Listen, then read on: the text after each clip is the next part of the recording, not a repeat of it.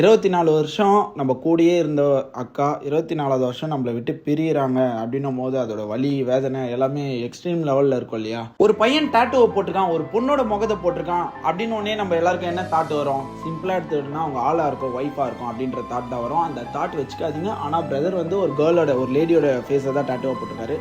But அது அவங்க அம்மா கிடையாது, அவங்களோட அக்கா.